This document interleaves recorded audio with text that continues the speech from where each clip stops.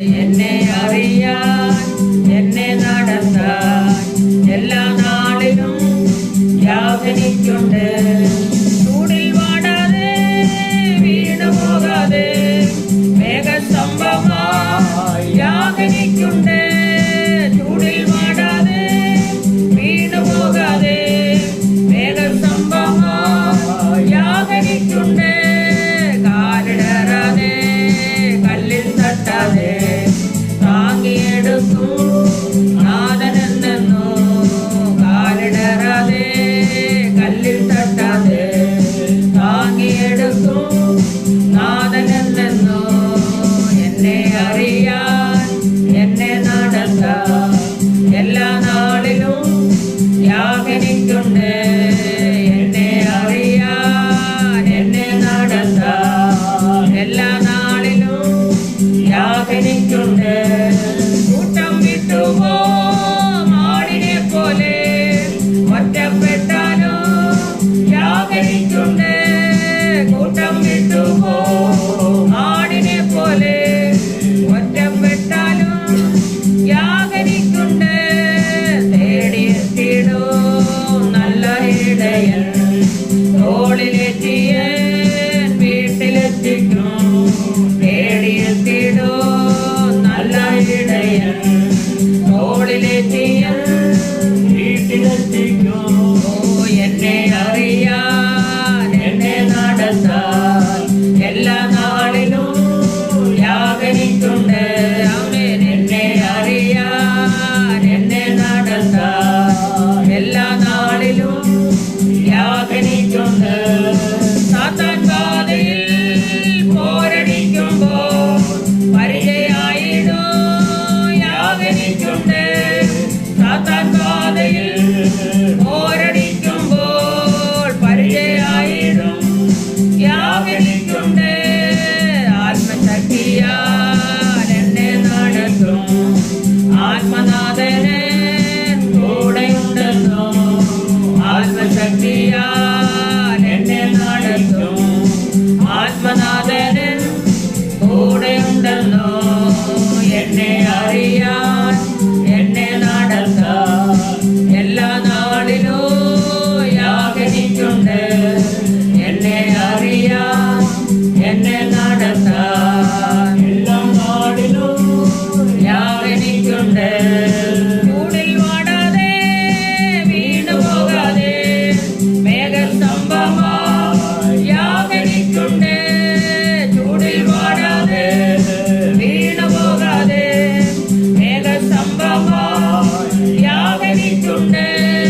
കാലിടറാതെ കല്ലിൽ തട്ടാതെ താങ്ങിയെടുത്തു നാഥനെന്നു. കാലിടറാതെ കല്ലിൽ തട്ടാതെ താങ്ങിയെടുത്തു നാഥനെന്നു. എന്നെ അറിയാൻ എന്നെ നടത്താൻ എല്ലാ നാളിലും യാതനിക്കുണ്ട്. ആമേൻ. എന്നെ അറിയാൻ എന്നെ നടത്താൻ എല്ലാ നാളിലും യാതനിക്കുണ്ട്. ഹല്ലേലൂയ. ദൈവത്തിന് സ്തോത്രം. ഇന്ന് പകൽക്കാലത്തെ ചിന്തയ്ക്കായിട്ട് നമുക്കൊരു തിരുവചനം വായിക്കാം. ഈ വീഡിയോ എല്ലാവരും കാണണം. കാരണം ഇന്ന് എല്ലാവരും ഈസ്റ്റർ ആഘോഷിക്കുന്ന ഒരു ദിവസമാണല്ലോ. അപ്പോൾ ആ ദിവസത്തെക്കുറിച്ച് പറയുമ്പോൾ തിരുവചനത്തിൽ മത്തായിയുടെ സുവിശേഷം 28-ാം അധ്യായം അതിൻ്റെ 1 മുതലുള്ള വേദഭാഗങ്ങൾ വായിക്കുമ്പോൾ, ശബത്ത് കഴിഞ്ഞ് ആഴ്ചവട്ടത്തിൻ്റെ 1-ാം ദിവസം വെളുക്കുമ്പോൾ മഗ്ദലക്കാരത്തി മറിയയും മറ്റേ മറിയയും കല്ലറ കാണുവാൻ ചെന്നു. പെട്ടെന്ന് വലിയൊരു ഭൂകമ്പം ഉണ്ടായി. കർത്താവിൻ്റെ ദൂതൻ സ്വർഗത്തിൽ നിന്നിറങ്ങി വന്നു. കല്ല് ഉരുട്ടി നീക്കി അതിന്മേൽ ഇരുന്നിരുന്നു. അവൻ്റെ രൂപം മിന്നലിനൊത്തതും അവൻ്റെ ഉടുപ്പ് ഹിമം പോലെ വെളുത്തതുമായിരുന്നു. കാവൽക്കാർ അവനെ കണ്ട് പേടിച്ച് വിറച്ച് മരിച്ചവനെ പോലെയായി. ദൂതൻ സ്ത്രീകളോട്, ഭയപ്പെടേണ്ട, ക്രൂശിക്കപ്പെട്ട യേശുവിനെ നിങ്ങൾ അന്വേഷിക്കുന്നു എന്ന് ഞാൻ അറിയുന്നു. അവൻ ഇവിടെ ഇല്ല. താൻ പറഞ്ഞതുപോലെ ഉയർത്തെഴുന്നേറ്റു. അവൻ കിടന്ന സ്ഥലം വന്നു കാൺമീൻ. അവൻ മരിച്ചവരുടെ ഇടയിൽ നിന്ന് ഉയർത്തെഴുന്നേറ്റു എന്ന് വേഗം ചെന്ന് അവൻ്റെ ശിഷ്യന്മാരോട് പറവീൻ. അവൻ നിങ്ങൾ കല്ലറ വിട്ടു. അവൻ്റെ ശിഷ്യന്മാരോട് അറിയിപ്പാൻ ഓടിപ്പോയി. എന്നാൽ യേശു അവരെ എതിരേറ്റു. നിങ്ങൾക്ക് വന്ദനമെന്ന് പറഞ്ഞു. അവർ അടുത്ത് എന്നും അവൻ്റെ കാൽ പിടിച്ചു അവനെ നമസ്കരിച്ചു. യേശു അവരോട്, ഭയപ്പെടേണ്ട, നിങ്ങൾ പോയി എൻ്റെ സഹോദരന്മാരോട് ഗലീലയ്ക്ക് പോകുവാൻ പറവീൻ, അവിടെ അവർ എന്നെ കാണും എന്ന് പറഞ്ഞു. ഇവിടെ തിരുവചനത്തിൽ കാണുന്നത്, യേശു ഉയർത്തെഴുന്നേറ്റ് കഴിഞ്ഞപ്പോൾ മഹാസന്തോഷത്തോടുകൂടി കല്ലറ വിട്ടവർ ഓടിപ്പോകാൻ തുടങ്ങുമ്പോൾ യേശു തിരിച്ചു വന്നിട്ട് അവരെ എതിരേറ്റു. കാരണം അവിടെ നിൽക്കുന്നത് സ്ത്രീകളെക്കുറിച്ചാണ് പറഞ്ഞിരിക്കുന്നത്. രണ്ട് മറിയമാരും ഒക്കെ ആ യേശുവിനെ കാണാനായിട്ട് കല്ലറയ്ക്കൽ അതിരാവിലെ വന്നത്. അവിടെ നിൽക്കുമ്പോൾ തന്നെ യേശു അവിടെ വന്നിട്ട് പറയുന്നത്, അല്ല, അവരോട് പറഞ്ഞു, ഭയപ്പെടേണ്ട എന്നാണ് പറയുന്നത്. അപ്പോൾ ഞാൻ പറഞ്ഞിരിക്കുന്നു എന്ന് പറഞ്ഞു. അങ്ങനെ അവർ വേഗത്തിൽ ഭയത്തോടും മഹാസന്തോഷത്തോടും കൂടി കല്ലറ വിട്ടു അവൻ്റെ ശിഷ്യന്മാരോട് അറിയിപ്പാൻ ഓടിപ്പോയി. എന്നാൽ യേശു അവരെ എതിരേറ്റു, നിങ്ങൾക്ക് വന്ദനമെന്ന് പറഞ്ഞു. അവർ അടുത്ത് എന്ന് അവൻ്റെ കാൽ പിടിച്ചു അവനെ നമസ്കരിച്ചു.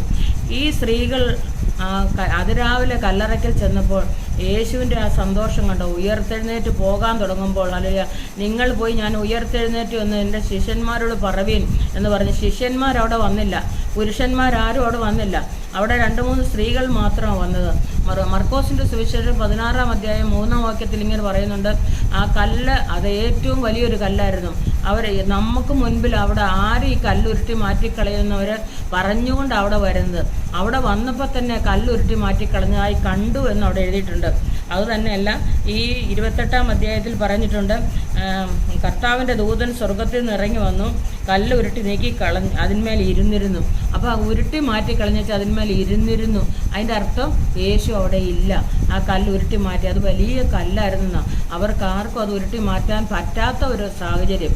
നമ്മുടെ ജീവിതത്തിലും വലിയ പ്രയാസങ്ങൾ വരുമ്പോൾ, അയ്യോ, ആരായിരിക്കും ഇതിനൊരു പരിഹാരം തരുന്നത്, അല്ല എവിടുന്നാണ് നമുക്കൊരു ആശ്വാസം കിട്ടുന്നത്, നമ്മളെല്ലാം ചിന്തിക്കുന്ന ഒരു കാര്യമാണ്. പക്ഷേ ഇവിടെ പറഞ്ഞിരിക്കുന്നത്, ദൂതൻ ഇറങ്ങി വന്ന് കല്ലുരുട്ടി മാറ്റിക്കളഞ്ഞായി കണ്ടു. നമ്മളെ വേദനിപ്പിക്കുന്ന പല വിഷയങ്ങളില്ലേ, അവിടെയൊക്കെയും കർത്താവ് പറഞ്ഞേക്കുന്ന ദൂതൻ ഇറങ്ങി വന്ന് കല്ലുരുട്ടി മാറ്റിക്കളഞ്ഞായി കണ്ടു. മനുഷ്യർക്ക് പലതരത്തിലുള്ളതായ പലവിധ വിഷയങ്ങളും പ്രയാസങ്ങളും ഒക്കെ മനുഷ്യനെ അലട്ടുന്നുണ്ട്. എന്നാൽ അവിടെയൊക്കെ പറഞ്ഞിരിക്കുന്നു, ദൂതൻ ഇറങ്ങി വന്ന് കല്ലുരുട്ടി മാറ്റിക്കളഞ്ഞായി കണ്ടു എന്ന് അവിടെ കാണുന്നത്. അപ്പോൾ ഈ കല്ലറ വിട്ടിവരെ സഹോദരിമാർ പോകാൻ തുടങ്ങിയപ്പോൾ യേശു ഇങ്ങനെ തിരിച്ചു വന്നിട്ട് യേശു അവരെ എതിരേറ്റുന്ന അവിടെ ഇരിക്കുന്നത്. നിങ്ങൾക്ക് വന്ദനം എന്ന് പറഞ്ഞു. അടുത്തു ചെന്നു അവൻ്റെ കാൽ പിടിച്ച് അവൻ നമസ്കരിച്ചു. കാല് നീട്ടിക്കൊടുത്തിട്ടാണ് അത് നിശ്ചയമായിട്ടും ആ സഹോദരിമാർക്ക് കാൽ പിടിച്ച് നമസ്കരിക്കാൻ പറ്റിയത്. അപ്പോൾ യേശു വന്ന് ആ സഹോദരിമാരുടെ അടുത്ത് നിന്ന് കാല് നീട്ടിക്കൊടുത്തു. അപ്പോൾ അവർ കാലിൽ നല്ല ചുംബിച്ചെന്ന വന്ദനം ചെയ്തെന്ന കാലിൽ. അങ്ങനെ ആ വചനത്തിൽ കാണുവാൻ തക്കവണ്ണം കഴിയുന്നുണ്ട്. നോക്കൂ, സഹോദരിമാരോടുള്ള ആ സ്നേഹം എത്രമാത്രം വലുതാണ്. എത്രയോ ശിഷ്യന്മാർ യേശുവിൻ്റെ കൂടെ ഉണ്ടായിരുന്നു, 12 ശിഷ്യന്മാരുണ്ടായിരുന്നു. പക്ഷെ അവരാരും വന്നില്ല. അത് രാവിലെ അവിടെ വന്നത് സഹോദരിമാരെ എല്ലാവരും പറഞ്ഞിരിക്കുന്നത്, എതിരേറ്റ് വന്നു യേശു. എതിരേറ്റ് എന്നിട്ട് പറയാണ്, നിങ്ങൾക്ക് വന്ദനം എന്ന് പറഞ്ഞു. ഇന്ന് എല്ലാവരും ഈസ്റ്റർ കൊണ്ടാടിക്കൊണ്ടിരിക്കുക. എങ്ങനെയാണ് ഈസ്റ്റർ കൊണ്ടാടുന്നത്? നല്ല ഭക്ഷണപാനീയങ്ങളൊക്കെ കഴിച്ചിട്ട് മദ്യങ്ങളൊക്കെ വാങ്ങിച്ചുകൊണ്ട് വന്ന് അത് ഒത്തിരി കുഴിച്ച് ആഘോഷിച്ച് അല്ല ആനന്ദിച്ച് സന്തോഷിക്കുന്നത് കാണാൻ കഴിയും. അങ്ങനെയാണോ ഈസ്റ്റർ? അല്ല. നമ്മുടെ കർത്താവ് 2000 വർഷങ്ങൾക്ക് മുൻപ് നമുക്ക് വേണ്ടി ഉയർത്തെഴുന്നേറ്റ് ഇന്നും ജീവിക്കുന്ന ഒരു ദൈവമാണ്. ഉയരത്തിൽ നമുക്കായി ജീവിക്കുന്ന ദൈവമാണ്. നമ്മുടെ ഏത് വേദനയുടെ മധ്യത്തിലും കർത്താവ് ഇറങ്ങി വരും. ഈ സഹോദരിമാർ പറയുന്നൊരു കാര്യമുണ്ട്, നമുക്ക് വേണ്ടി ആര് കല്ലുരുട്ടി മാറ്റിക്കളയും? അങ്ങനെ പറഞ്ഞുകൊണ്ട് അവർ വരുന്നത്. അവർക്ക് വരുമ്പം പ്രയാസമുള്ള ഒരു കാര്യം എന്ന് പറയുന്നത് ആ കല്ലായിരുന്നു. ആ കല്ല് ആരാ ഉരുട്ടി മാറ്റിക്കളയുന്നത്? അപ്പോൾ മർക്കോസിൻ്റെ സുവിശേഷത്തിൽ പറഞ്ഞിരിക്കുന്നത്, അത് നമുക്ക് വേണ്ടി ആര് കല്ലുരുട്ടി മാറ്റിക്കളയെന്ന് പറഞ്ഞു. അത് ഏറ്റവും വലുതായിരുന്നു. അവർ കല്ലറയ്ക്കകത്ത് കിടന്നപ്പോൾ വെള്ള നിലയാങ്കി ധരിച്ച് ഒരു ബാല്യക്കാരൻ വലത്തുഭാഗത്തിരിക്കുന്നത് കണ്ട് ഭ്രമിച്ചു. അപ്പോൾ അവിടെ ഒരു ബാല്യക്കാരൻ ഇരിക്കുന്നത് മാത്രമേ അവർക്ക് കാണാൻ കഴിഞ്ഞുള്ളൂ. അവിടെ വന്നപ്പോൾ അവർക്ക് അവരെ ഭാരപ്പെടുത്തിയ കല്ലവിടെ ഇല്ല. ആ കല്ല് ഉരുട്ടി മാറ്റിക്കളഞ്ഞായി കണ്ടു. ദൂതൻ ഇറങ്ങി വന്നു, അവിടെ കല്ലുരുട്ടി മാറ്റിക്കളഞ്ഞു. ഇവിടെ പറഞ്ഞിരിക്കുന്ന ഒരു ദൂതൻ അവിടെ ഇരിക്കുന്നത് കണ്ടു. അങ്ങനെ പറഞ്ഞിരിക്കുന്നത്. യേശുവിനെ നിങ്ങൾ അന്വേഷിക്കുന്നു, അവൻ ഉയർത്തെഴുന്നേറ്റു, അവൻ ഇവിടെ ഇല്ല. അവനെ വെച്ച സ്ഥലം ഇതാ. നിങ്ങൾ പോയി അവൻ്റെ ശിഷ്യന്മാരോടും പത്രോസിനോടും ഞാൻ നിങ്ങൾക്ക് മുൻപേ ഗലീലയ്ക്ക് പോകുന്നു എന്ന് പറയും. അപ്പോൾ പത്രോസും അല്ല യേശുവിൻ്റെ ശിഷ്യന്മാരാരും തന്നെ അവിടെ വന്നിട്ടില്ല. ഇവിടെ ഈ സഹോദരിമാർ മാത്രമേ അവിടെ വരുന്നതായിട്ട് കാണുന്നുള്ളൂ. ലൂക്കോസിൻ്റെ സുവിശേഷം 20-ാം അധ്യായത്തിൽ ഇങ്ങനെ പറയുന്നുണ്ട്, ആഴ്ചവട്ടത്തിൽ 1-ാം നാൾ മഗ്ദലക്കാരത്തി മറിയ രാവിലെ ഇരുട്ടുള്ളപ്പോൾ തന്നെ കല്ലറയ്ക്കൽ ചെന്നു. കല്ലറവാതിൽക്കൽ നിന്ന് കല്ല് നീങ്ങിയിരിക്കുന്നത് കണ്ടു. അവൾ ഓടി ശിമോൻ പത്രോസിൻ്റെയും യേശുവിൻ്റെ പ്രിയനായ മറ്റേ ശിഷ്യൻ്റെ അടുക്കൽ ചെന്നു. കർത്താവിനെ കല്ലറയിൽ നിന്ന് എടുത്തുകൊണ്ടുപോയി, അവനെ എവിടെ വെച്ചു എന്ന് അറിയുന്നില്ല എന്ന് പറഞ്ഞു. ആരോ കല്ലറയിൽ നിന്ന് എടുത്തുകൊണ്ട് പോയി, എവിടെ വെച്ചു എന്ന് അറിയുന്നില്ലെന്ന് പറഞ്ഞിട്ട് അവർ വിഷമിച്ച് നിൽക്കുന്നതായിട്ട് അവിടെ കാണുന്നുണ്ട്. 20-11 വാക്യത്തിൽ ഇങ്ങനെ കാണുന്നുണ്ട്. എന്നാൽ മറിയ കല്ലറയ്ക്കൽ പുറത്ത് കരഞ്ഞുകൊണ്ട് നിന്നു. കരയുന്നതിനിടയിൽ അവൾ കല്ലറയിൽ കുനിഞ്ഞു നോക്കി. യേശുവിൻ്റെ ശരീരം കിടന്ന സ്ഥലത്ത് വെള്ളവസ്ത്രം ധരിച്ച 2 ദൂതന്മാർ, ഒരുത്തൻ തലയ്ക്കലും ഒരുത്തൻ കാൽക്കലും ഇരിക്കുന്നത് കണ്ടു. അവളോട്, സ്ത്രീയെ, നീ കരയുന്നത് എന്തെന്ന് ചോദിച്ചു. എൻ്റെ കർത്താവിനെ എടുത്തുകൊണ്ടുപോയി, അവനെ എവിടെ വെച്ചു എന്ന് അറിയുന്നില്ല എന്ന് അവൻ അവരോട് പറഞ്ഞു. ഇത് പറഞ്ഞിട്ട് അവൾ പിന്നോക്കം തിരിഞ്ഞു, യേശു നിൽക്കുന്നത് കണ്ടു. അപ്പോൾ അതുവരെയും മറിയ യേശു ആണെന്ന് മനസ്സിലായില്ല, യേശു നിൽക്കുന്നത് കണ്ടുമില്ല. ശബ്ദം മാത്രമേ കേട്ടുള്ളൂ. ആ ശബ്ദം കേട്ടപ്പോൾ അവർ പുറകോട്ട് തിരിഞ്ഞു നോക്കിയപ്പോൾ ആ മറിയയ്ക്ക് മനസ്സിലായി ആ നിൽക്കുന്നത് യേശു ആണെന്ന്. ഇത് പറഞ്ഞിട്ട് അവർ പിന്നോക്കം തിരിഞ്ഞു, യേശു നിൽക്കുന്നത് കണ്ടു. യേശു എന്നറിഞ്ഞില്ല താനും. യേശു അവളോട്, സ്ത്രീയെ, നീ കരയുന്നത് എന്ത്? ആരെ തിരയുന്നു എന്ന് ചോദിച്ചു. അവൻ തോട്ടക്കാരൻ എന്ന് നിരൂപിച്ചിട്ട് അവൾ, യജമാനെ, നീ അവനെ എടുത്തുകൊണ്ട് പോയെങ്കിൽ അവനെ എവിടെ വെച്ചു എന്ന് പറഞ്ഞിരിക്കുക, ഞാൻ അവനെ എടുത്തുകൊണ്ട് പോയിക്കൊള്ളാം എന്ന് അവനോട് പറഞ്ഞു. യേശു അവളോട്, മറിയേ എന്ന് പറഞ്ഞു. അവൾ തിരിഞ്ഞ് എബ്രായ ഭാഷയിൽ റബൂനി എന്ന് വിളിച്ചു. അവിടെ അതിന് ഗുരു എന്നർത്ഥം. അവിടെ ഗുരുവിൻ്റെ കാൽക്കൽ ഇരുന്ന് വചനം നല്ലപോലെ ശ്രദ്ധിച്ചിരുന്ന ഒരു സ്ത്രീയാണ് ഈ മറിയ എന്ന് പറയുന്നത്. ആ മറിയെ യേശു വിളിക്കുന്ന ഒരു വിളിയുണ്ട്. സാധാരണ മറിയേ എന്ന് വിളിക്കുന്നത് പോലെ അല്ല വിളിച്ചത്. ഇവിടെ വിളിക്കുന്ന മറിയേ. അപ്പോൾ വളരെ സ്നേഹത്തോടും ബഹുമാനത്തോടും കൂടെ യേശു ആ സ്ത്രീയെ അവിടെ വിളിക്കുന്നത്, മറിയേ. അപ്പോൾ വളരെ സ്നേഹം, എന്ത് സൗമ്യത, അല്ലെങ്കിൽ സ്നേഹത്തിൻ്റെതായ ലാളനയുള്ള ഭാഷയിൽ ആണ് വിളിക്കുന്നത്. മറിയേ എന്ന് വിളിച്ചു. അവൾ തിരിഞ്ഞു നോക്കി. എബ്രായ ഭാഷയിൽ റബൂനി അല്ലെങ്കിൽ ഗുരു എന്നർത്ഥം. അപ്പോൾ അവൾക്ക് ഒറിജിൻ എൻ്റെ ഗുരുവാണ് ഇത്, അല്ലെ എൻ്റെ കർത്താവാണിതെന്ന് അവൾക്ക് മനസ്സിലാക്കാൻ കഴിഞ്ഞു. ആ വിളിയിൽ നിന്ന് അവൾക്ക് ആ സന്തോഷം വന്നത്. മറിയേ, ശാന്തമായ യേശുവിൻ്റെ വിളി, ആ വാക്ക് നമുക്കറിയാം. നമ്മൾ ആരുമില്ലാതിരിക്കുമ്പോൾ നമുക്ക് ആ ദൈവത്തിൻ്റെ ശബ്ദം കേൾക്കാൻ കഴിഞ്ഞിട്ടില്ലയോ? നമ്മളെ ഓമനപ്പേര് ചൊല്ലി വിളിച്ചിരിക്കുന്ന ഒരു ദൈവം, നമുക്ക് ആരും നമ്മളെ സ്നേഹിക്കാനില്ലാത്തപ്പോഴും ആ കർത്താവിൻ്റെ ഇമ്പശബ്ദം എത്രയോ പ്രാവശ്യം കേൾക്കാൻ നമുക്ക് കഴിഞ്ഞിട്ടുണ്ട്. അതുപോലെയാണ് മറിയയെ വിളിക്കുന്നത്. മറിയേ എന്ന് വിളിച്ചിട്ട് യേശു പറയുന്നതായിട്ട് കാണുവാൻ തക്കവണ്ണം കഴിയുന്നുണ്ട്. അപ്പോൾ യേശുവിൻ്റെ സ്നേഹമെന്ന് പറയുന്നത് വലിയ സ്നേഹം. അവൾ രുചിച്ചറിഞ്ഞു. ഹല്ലേലൂയ. ഈ വചനം എപ്പോൾ ഇവള് യേശുവിൻ്റെ കാൽക്കലിരുന്ന് കേട്ടുകൊണ്ടിരിക്കുകയായിരുന്നു. ആ കേട്ടുകൊണ്ടിരുന്നപ്പോഴാണ് ഈ യേശുവിൻ്റെ ശബ്ദം കേൾക്കാനിടയിൽ തീർന്നത്. അപ്പോൾ അവൾക്ക് മനസ്സിലായി, എന്നെ വിളിച്ചത് യേശു തന്നെയാണെന്ന്. യേശു അവളോട്, എന്നെ തുടരുത്, ഞാൻ ഇതുവരെ പിതാവിൻ്റെ അടുക്കൽ കയറി പോയിട്ടില്ല, എങ്കിലും നീ എൻ്റെ സഹോദരന്മാരുടെ അടുക്കൽ ചെന്ന് എൻ്റെ പിതാവും നിങ്ങളുടെ പിതാവും എൻ്റെ ദൈവവും നിങ്ങളുടെ ദൈവവുമായവൻ്റെ അടുക്കൽ ഞാൻ കയറി പോകുന്നു പറയുക. അപ്പോൾ യേശു ഉയർത്തെഴുന്നേറ്റെന്നുള്ള വർത്തമാനം ഈ സ്ത്രീയോടാണ് ദൈവം പറയുന്നത്. ആ സ്ത്രീയോട് പറഞ്ഞപ്പോൾ അവളത് പറയാനായിട്ട് ഓടിപ്പോകുന്നതായിട്ട് കാണുന്നുണ്ട്. നമുക്കറിയാം, ഒത്തിരി ശിഷ്യന്മാർ യേശുവിൻ്റെ കൂടെ ഉണ്ടായിരുന്നു, കുറേ ആൾക്കാരെല്ലാം യേശുവിൻ്റെ കൂടെ ഉണ്ടായിരുന്നു. പക്ഷെ അവരാരും കല്ലറയ്ക്കൽ പോയില്ല, ഈ ശബ്ദം ഇട്ട് കേട്ടുമില്ല. പക്ഷേ ഈ സ്ത്രീയെ ശബ്ദം കേട്ടു, നീ പോയി എൻ്റെ സഹോദരന്മാരോട് പറവീൻ എന്ന് പറഞ്ഞു. ഇന്നും സത്യസുവിശേഷം യഥാർത്ഥമായി പറയുന്നത് അനേക സ്ത്രീകളുണ്ട്. എനിക്കറിയാം, ദൈവത്തിൻ്റെ വചനം ഹല്ലേലൂയ അതേപടി വിളിച്ചു പറയുന്ന അനേക സ്ത്രീകളെക്കുറിച്ച് എനിക്ക് കേൾക്കുവാൻ തക്കവണ്ണം കഴിഞ്ഞിട്ടുണ്ട്. സ്ത്രീകൾ മാത്രമല്ല, പുരുഷന്മാരും പറയുന്നുണ്ട്. എങ്കിലും അങ്ങനെ ഈ മറിയയ്ക്ക് ആ ഭാഗ്യം ലഭിച്ചു. അതല്ലേ ആ യേശു തിരിഞ്ഞു വന്ന് മത്തായിയുടെ സുവിശേഷത്തെ നമ്മൾ വായിക്കുന്നത്, ആ കാൽ കാണിച്ചു കൊടുത്തു, അവർ കാൽക്കൽ നമസ്കരിച്ചു എന്നുള്ളതാണ്. നമ്മൾ പാടും, ഞാൻ നിൻ്റെ പാദം ചുംബിച്ചോട്ടെ എന്ന് പാടും. പക്ഷെ ആ പാദം ചുംബിക്കാനുള്ള ഭാഗ്യം കിട്ടിയത് ഈ മറിയയ്ക്കാണ്, അല്ലെ ഈ സഹോദരിക്കാണ്, ഈ സഹോദരിമാർക്കാണ്. കാരണം കൂടുതൽ സഹോദരിമാർ അന്നേരം അവിടെ ഉണ്ടായിരുന്നു.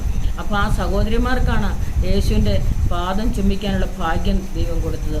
സ്വർഗ്ഗം അവൻ്റെ സിംഹാസനവും ഭൂമി അവൻ്റെ പാദപിടവുമാണെന്ന്. ആ പാദപിടത്തിൽ നമസ്കരിക്കാനുള്ള ഒരു ഭാഗ്യമാണ് ആ മറിയയ്ക്ക് ലഭിക്കുവാനിടയായി തീർന്നത്. നമുക്കറിയാം, ദൈവത്തിൻ്റെ ആ കാൽക്കൽ ഇരിക്കുന്ന എത്ര സന്തോഷമാണ്. ഹല്ലേലൂയ. ആ വചനം കേട്ടുകൊണ്ട് ഹല്ലേലൂയ രാവിലെ മുതൽ ഇങ്ങനെ ഇരിക്കുന്ന വലിയൊരു ആനന്ദമാണ്. ഹല്ലേലൂയ. എപ്പോഴും ആ വചനം പറയുമ്പോൾ നമ്മളിങ്ങനെ പറയാനുണ്ട്, അത് ആനന്ദനാമം. ആ നാമമേ എത്ര മാധുര്യം, ആ സ്നേഹമേ എത്ര ആനന്ദം. ആ സ്നേഹം ആനന്ദമാണ്, ആ നാമം മാധുര്യമാണ്. അത് പറയും തോറും, അത് ഗ്രഹിക്കും തോറും നമ്മുടെ മനസ്സിലത് വന്ന് പിന്നെ സ്ഥിരമായി നിൽക്കുമ്പോഴും അതിൻ്റെ ആനന്ദവും സന്തോഷവും നമ്മുടെ ജീവിതത്തിൽ ഉണ്ടാകും. ആത്മാവിൻ്റെ ആരാധന എന്ന് പറയുമ്പോൾ ആ ആരാധനയ്ക്കൊരു പ്രത്യേകതയുണ്ട്. നമ്മുടെ എന്നെ ആരാധിപ്പാൻ എൻ്റെ ജനത്തെ വിട്ടയക്കുക എന്ന് മോശയോട് പറഞ്ഞ ഒരു ദൈവമുണ്ട്. ഹല്ലേലൂയ. അപ്പോൾ ആ ആരാധന എന്ന് പറയുന്നത് ദൈവത്തിന് പ്രാധാന്യമുള്ളൊരു കാര്യമാണ്. മനുഷ്യൻ്റെ ഹൃദയം കൊണ്ട് അല്ലെങ്കിൽ ആത്മാവ് കൊണ്ട് ആരാധിക്കുന്നതാണ് ആരാധന എന്ന് പറയുന്നത്. അല്ല പുസ്തകത്തിൽ എഴുതി വെച്ചത് വായിച്ച് അല്ലെങ്കിൽ പുസ്തകക്രമങ്ങളൊക്കെ ഒന്ന് പറഞ്ഞ് ആ മടക്കി വയ്ക്കുന്ന അല്ല ആരാധന. ആരാധന എന്ന് പറയുന്നത് നമ്മുടെ ഹൃദയം കൊണ്ട് ധ്യാനിച്ച് കർത്താവിനെ ധ്യാനിച്ചുകൊണ്ട് ഹല്ലേലൂയ നമുക്ക് ആ കർത്താവിൻ്റെ പൊന്മുഖത്ത് നോക്കി ആരാധിക്കുന്ന ചിലരൊക്കെ ഓരോ ഫോട്ടോകളും അല്ലെ പടങ്ങളും ഒക്കെ വെച്ചിട്ട് ആരാധിക്കുന്നത് കാണാം. പക്ഷേ അവിടെ ഒന്നും അല്ലല്ലോ നമുക്ക് ദൈവത്തിൻ്റെ ആ യഥാർത്ഥ പ്രസൻസ് അനുഭവിക്കാൻ കഴിയുന്നത്. അവൻ്റെ മുഖത്തേക്ക് നോക്കുന്നവർ പ്രകാശിതരായി അവരുടെ മുഖം ലജ്ജിച്ചു പോയതുമില്ലെന്നാ. അപ്പോൾ അവൻ്റെ മുഖത്ത് നോക്കി ആരാധിക്കാൻ കഴിഞ്ഞാൽ ഞാൻ ഈ സങ്കീർത്തനത്തിൽ 27:4 പറയുന്നുണ്ട്, ഞാൻ യഹോവയോടൊരു കാര്യം അപേക്ഷിച്ചു, അത് തന്നെ ഞാൻ ആഗ്രഹിക്കുന്നു, യഹോവയുടെ മനോഹരത്വം കാണുവാനും അവൻ്റെ മന്ദിരത്തിൽ ധ്യാനിപ്പാനും എൻ്റെ ആയുഷ്കാലമൊക്കെ ഞാൻ യഹോവയുടെ ആലയത്തിൽ പാർക്കേണ്ടതിന് തന്നെ. കർത്താവിൻ്റെ വരവേറ്റവും ആസന്നമായിരിക്കുന്ന നാളുകളാണ്. അപ്പോൾ ആ ആസന്നമായിരിക്കുന്ന നാളുകളിൽ നമ്മൾ കർത്താവിന് വേണ്ടി ഹല്ലേലൂയ ഉണർവോടെ പ്രവർത്തിക്കേണ്ടത് ആവശ്യമാണെന്ന് ദൈവത്തിൻ്റെ വചനത്തിൽ വായിക്കുന്നത്. മറിയയ്ക്ക് യേശുവിനെ കാണാൻ കഴിഞ്ഞൊരു ഭാഗ്യം. ഹല്ലേലൂയ. ഒരിക്കൽ ഒന്ന് കോരിന്ത്യർ ലേഖനം 19-ാം അധ്യായം അതിൻ്റെ 1 മുതലുള്ള തിരുവചനങ്ങൾ വായിക്കുമ്പോൾ ഇങ്ങനെ കാണുന്നത് ഏലിയാവ് പറയുന്ന ഒരു കാര്യമുണ്ട്. ഹല്ലേലൂയ. അവിടെ മതി, ഞാനിപ്പോൾ തന്നെ ഹല്ലേലൂയ എൻ്റെ പിതാക്കന്മാരെക്കാളൊന്നും ഞാൻ നല്ലവനല്ല, ഇപ്പോൾ മതി കർത്താവ്, എന്നെ അങ്ങ് എടുത്തുകൊള്ളണമെന്ന് ഇങ്ങനെ പറയുന്ന ഒരു ഭാഗമുണ്ട്. പക്ഷേ ദൈവം അവനെ ഉടനെ എടുക്കാനല്ല ആഗ്രഹിക്കുന്നത്, അവനെക്കൊണ്ട് ചില കാര്യങ്ങൾ ചെയ്യിക്കാനാണ് ദൈവം ആഗ്രഹിക്കുന്നത്. അപ്പോൾ നമ്മളെക്കൊണ്ട് ചില കാര്യങ്ങളൊക്കെ കർത്താവ് ചെയ്യിക്കാൻ ആഗ്രഹിക്കുന്നത്, നമ്മളതിൽ പിന്മാറുവാനല്ല ദൈവം ആഗ്രഹിക്കുന്നത്. ഒരു പാട്ടുകാരൻ ഇപ്രകാരമാണ് പറയുന്നത്. ഹല്ലേലൂയ. ആ പാട്ട് ഇപ്രകാരമാണ്, പഴയ പാട്ടാണത്. ആ പാട്ട് വളരെ അനുഭവമുള്ള നല്ല പാട്ടുകളാണ്. നമുക്കത് പാടി സന്തോഷിക്കാം. ഉണരുക സഭയെ, ഉയർത്തുക ശിരസ്സേ, മണവാളൻ വരവേറ്റം അടുത്തു പോയൊരുങ്ങിടുക. തളരാതെ വനവിരവിൽ നാം ചിറകടിച്ചുയർന്നിടുവാൻ ആത്മപുതുബലം ധരിച്ചിടുക. ഉണരുക സഭയെ, ഉയർത്തുക ശിരസ്സേ, മണവാളൻ വരവേറ്റം അടുത്തു പോയൊരുങ്ങിടുക. ഉണരുക സഭയെ, ഉയർത്തുക ശിരസ്സേ, മണവാളൻ വരവേറ്റം അടുത്തു പോയൊരുങ്ങിടുക. മരുഭൂവിൽ നിന്നും പ്രിയൻ മെഷാരി മോഹനരൂപിയായി വരുന്നതാം ഇവളാരോ. മരുഭൂവിൽ നിന്നും പ്രിയൻ മെഷാരി മോഹനരൂപിയായി വരുന്നതാം ഇവളാരോ. പാർവലെ കഷ്ടം സഹിച്ച തന്റെ പരിശുദ്ധ മണവാട്ടിയ സത്യസഭയിതെന്നറിഞ്ഞിടുക. കഷ്ടം സഹിച്ച തന്റെ പരിശുദ്ധ മണവാട്ടിയ സത്യസഭയിതെന്നറിഞ്ഞിടുക. ഉണരുക, ഉയർത്തുക ശിരസ്സേ, മണവാളൻ വരവേറ്റം അടുത്തു പോയൊരുങ്ങിടുക. ഉണരുക സഭയെ, ഉയർത്തുക ശിരസ്സേ, മണവാളൻ വരവേറ്റം അടുത്തു പോയൊരുങ്ങിടുക. മറന്നിടുമേ ഞാൻ, മറന്നിടുമേ എൻ്റെ മണ്ണിലെ കഷ്ടങ്ങളകിലവും ഒരു ദിനത്തിൽ. മറന്നിടുമേ ഞാൻ, മറന്നിടുമേ എൻ്റെ മണ്ണിലെ കഷ്ടങ്ങളകിലവും ഒരു ദിനത്തിൽ. കണ്ണുനീർ തുടച്ചിടുമേ പ്രിയൻ പ്രതിഫലം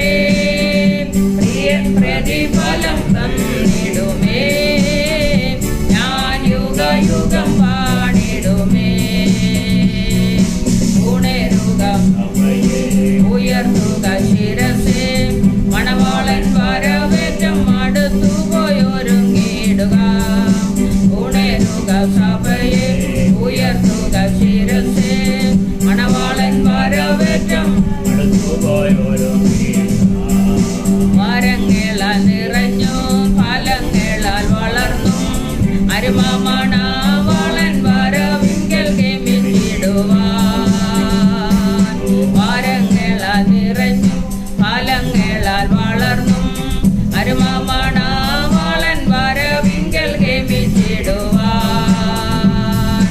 ഒരുക്കങ്ങൾ തികച്ചിടുക. നിന്റെ ദീപങ്ങൾ തെളിച്ചിടുക. എണ്ണ പാത്രങ്ങൾ നിറച്ചിടുക. ഒരുക്കങ്ങൾ തികച്ചിടുക. നിന്റെ ദീപങ്ങൾ തെളിച്ചിടുക.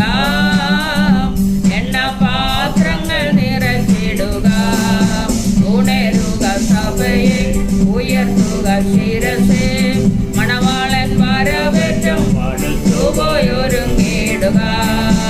ഉണരുക സഭയെ, ഉയർത്തുക ശിരസേ. മണവാളൻ വരവേറ്റം അടുത്തുപോയി. രാത്രി കഴിവറായി പകലേറ്റം അടുത്തു. മാത്ര നേരത്തിനുള്ളിൽ കർത്തനുമേഴും നള്ളാറായി. രാത്രി കഴിവറായി പകലേറ്റം അടുത്തു. മാത്ര നേരത്തിനുള്ളിൽ കർത്തനുമേഴും നള്ളാറായി. വീരരെ ഉറങ്ങുകയോ, സിയോൻ യാത്രയിൽ മയങ്ങുകയോ. നാം ധീരരെ ഗമിച്ചിടുക. ഉറങ്ങുകയോ, സിയോൻ യാത്രയിൽ മയങ്ങുകയോ. നാം ധീരരെ ഗമിച്ചിടുക. ഉണരുക സഭയെ, ഉയർത്തുക ശിരസേ. മണവാളൻ വരവേറ്റം അടുത്തുപോയി ഒരുങ്ങിടുക. ഉണരുക സഭയെ, ഉയർത്തുക ശിരസേ. മണവാളൻ വരവേറ്റം അടുത്തുപോയി ഒരുങ്ങിടുക. ദൈവത്തിന് സ്തോത്രം. ഒന്ന് രാജാക്കന്മാരുടെ പുസ്തകം 19-ാം അധ്യായം അതിൻ്റെ 3 മുതലുള്ള വേദഭാഗങ്ങൾ ഇങ്ങനെ കാണുന്നുണ്ട്. അവൻ ഭയപ്പെട്ട് എഴുന്നേറ്റ് ജീവരക്ഷയ്ക്കായി പുറപ്പെട്ട് യഹൂദയ്ക്കുൾപ്പെട്ട ബേർശേബയിൽ ചെന്നു അവിടെ ഒരു ബാല്യക്കാരനെ താമസിപ്പിച്ചു. താനോ മരുഭൂമിയിൽ ഒരു ദിവസത്തെ വഴി ചെന്ന് ഒരു ചൂരച്ചെടിയുടെ തണലിരുന്ന് മരിപ്പാൻ ഇച്ഛിച്ചു. ഇപ്പോൾ മതി യഹോവയെ, എൻ്റെ പ്രാണനെ എടുത്തുകൊള്ളണമേ, ഞാൻ എൻ്റെ പിതാക്കന്മാരെക്കാൾ നല്ലവനല്ലല്ലോ എന്ന് പറഞ്ഞു. അങ്ങനെ അവർ ചൂരച്ചെടിയുടെ തണലിൽ കിടന്നുറങ്ങുമ്പോൾ പെട്ടെന്നൊരു ദൂതൻ അവൻ പിന്നെയും കിടന്നുറങ്ങി. യഹോവയുടെ ദൂതൻ 2-ാം പ്രാവശ്യം വന്നു അവനെ തട്ടി, എഴുന്നേറ്റ് തിന്നുക, നിനക്ക് ദൂരയാത്ര ചെയ്യുവാനുണ്ടല്ലോ എന്ന് പറഞ്ഞു. അവൻ എഴുന്നേറ്റ് തിന്നു കുടിച്ചു. ആ ആഹാരത്തിൻ്റെ ബലം കൊണ്ട് 40 പകലും 40 രാവും ദൈവത്തിൻ്റെ പർവ്വതമായ ഹോരേബോളം നടന്നു. അവിടെ അവനൊരു ഗുഹയിൽ കടന്ന് രാപാർത്തു. അപ്പോൾ അവന് യഹോവയുടെ അരുളപ്പാടുണ്ടായി. അവനോട്, ഏലിയാവേ, നിനക്കിവിടെ എന്ത് കാര്യം എന്ന് ചോദിച്ചു. അതിന് അവൻ, ഞാൻ സൈന്യങ്ങളുടെ ദൈവമായ യഹോവയ്ക്ക് വേണ്ടി വളരെ ശുഷ്കാന്തിച്ചിരുന്നു. ഇസ്രായേൽ മക്കൾ നിന്റെ നിയമത്തെ ഉപേക്ഷിച്ചു, നിന്റെ യാഗപീഠങ്ങളെ ഇടിച്ചു, നിന്റെ പ്രവാചകന്മാരെ വാളുകൊണ്ട് കൊന്നുകളഞ്ഞു. ഞാൻ ഒരുത്തൻ മാത്രം ശേഷിച്ചിരിക്കുന്നു, അവർ എനിക്കും ജീവഹാനി വരുത്തുവാൻ നോക്കുന്നു. അപ്പോൾ ഇവിടെ ദൈവത്തിൻ്റെ അരുളപ്പാട് അറിയിച്ചത് കൊണ്ടാണ് ഏലിയാവിനെ കൊന്നുകളയുവാൻ തക്കോണം ആഹാബ് ആളയച്ചിരിക്കുന്നത്. നാളെ ഈ നേരത്ത് ഇസബേൽ ഏലിയാവിൻ്റെ അടുക്കലൊരു ദൂതനെ അയച്ചു. നാളെ ഈ നേരത്ത് ഞാൻ നിന്റെ ജീവനെ അവരിൽ ഒരുത്തൻ്റെ ജീവനെ പോലെ ആക്കുന്നില്ല എങ്കിൽ ദേവന്മാർ എന്നോട് തക്കവണ്ണം അധികം ചെയ്യട്ടെ എന്ന് പറഞ്ഞു. അപ്പോൾ ഇസബേൽ എന്ന സ്ത്രീ പറഞ്ഞത് നാളെ നിന്റെ ജീവനെ എടുക്കും. അങ്ങനെ പറഞ്ഞപ്പോൾ ഏലിയാവിന് വലിയ ഭയം തോന്നി.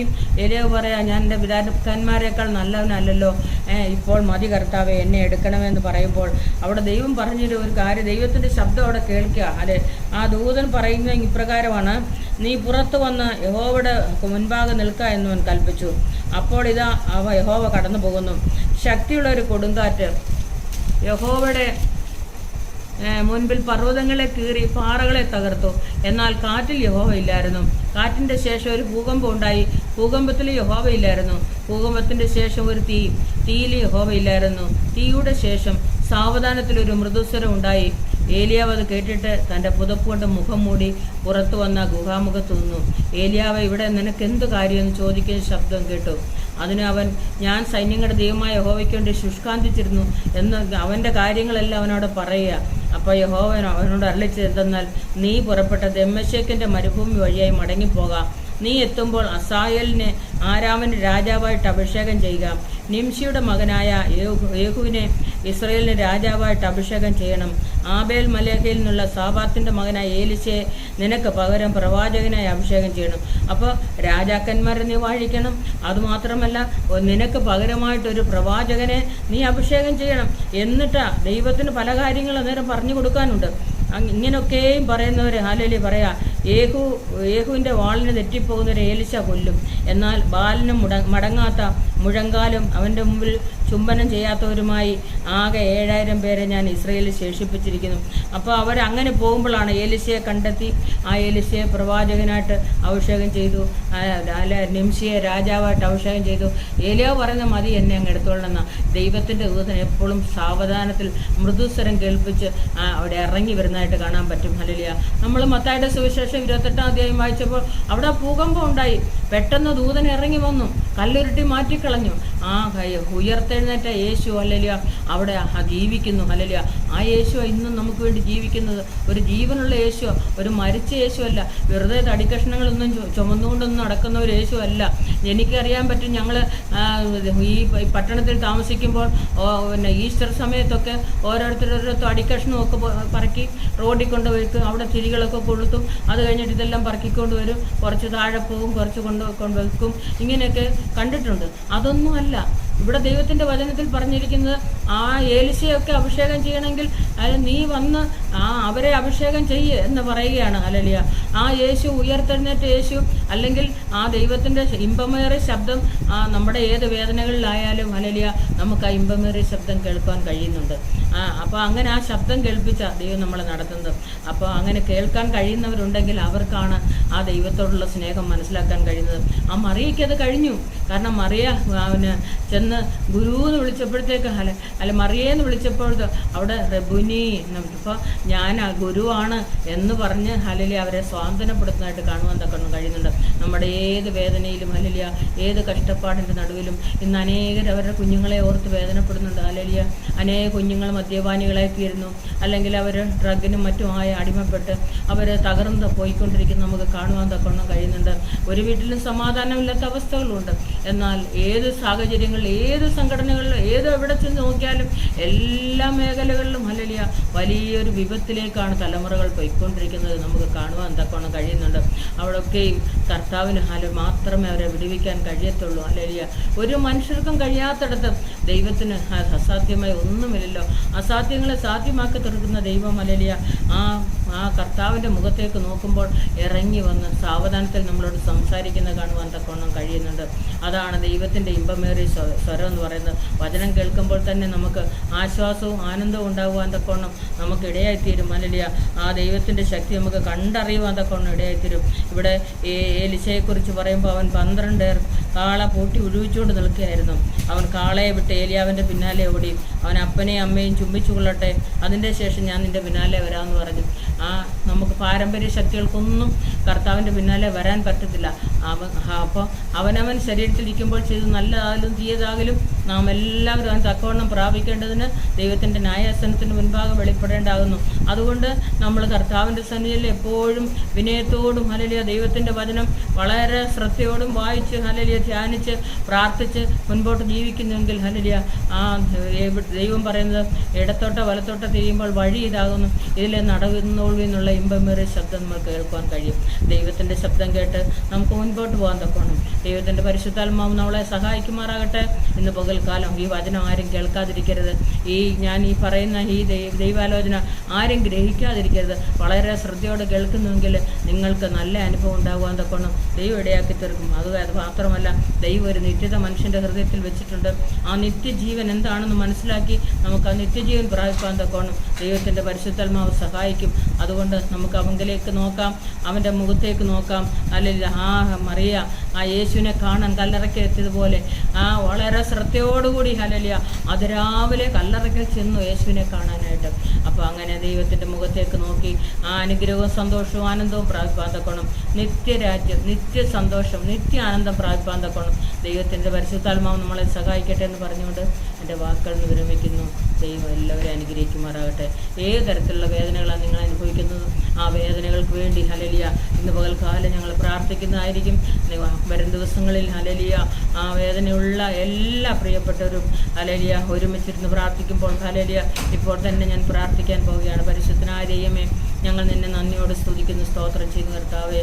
ഹല്ലേലൂയ പലതരത്തിലുള്ള വേദനകളുടെ നടുവിൽ ജനം കടന്നു പോകുമ്പോൾ കർത്താവേ ഹല്ലേലൂയ സന്തോഷമില്ലാത്തവരായി, സമാധാനമില്ലാത്തവരായി, പ്രത്യാശയില്ലാത്തവരായി ജനം മുൻപോട്ട് നീങ്ങുമ്പോൾ, തലമുറകളെ ഓർത്ത് ഹല്ലേലൂയ അനേകർ ഭാരപ്പെടുമ്പോൾ, ശരീരത്തിലുള്ള രോഗത്തെ ഓർത്തും അനേകർ കഷ്ടപ്പെടുമ്പോൾ കർത്താവെ ഹല്ലേലൂയ സൗഖ്യദായകനായ യേശു വചനം അയച്ച് സഹായിക്കുന്ന കർത്താവ് ഹല്ലേലൂയ അവൻ്റെ അടിപ്പിണരാൽ സൗഖ്യം വന്നിരിക്കുന്നു. ഇന്ന് പകൽക്കാലം സൗഖ്യമില്ലാത്തവർക്ക് സൗഖ്യം കൊടുക്കുന്ന ദൈവം, ആ വചനം അയച്ച് സൗഖ്യമാക്കുന്ന ദൈവം ഹല്ലേലൂയ ഇന്നും കർത്താവെ ജീവിക്കുന്നുണ്ട്, സ്തോത്രം ചെയ്യുന്നു. ഏതൊരു ഭാരത്തിലുള്ള അനുഭവങ്ങളായാലും ചില പ്രിയപ്പെട്ടവരുടെ ഭർത്താക്കന്മാർ മദ്യപാനികളായി ഭാരപ്പെടുന്നുണ്ട്. അങ്ങനെ ഹല്ലേലൂയ പല പ്രിയപ്പെട്ടവർ നമുക്കറിയാൻ കഴിയുന്നുണ്ട്. അങ്ങനെയുള്ളവരെയൊക്കെ ദൈവം തൊട്ട് ഹല്ലേലൂയ ഇന്ന് പകൽക്കാലം അവരുടെ ആ മദ്യപാനത്തിൽ നിന്നൊരു വിടുതൽ അവർക്ക് കൊടുത്ത് ഹല്ലേലൂയ അവർ ആ നിത്യതയെക്കുറിച്ചുള്ള ചിന്തയിൽ മുൻപോട്ട് പോകാൻ തൊക്കണം.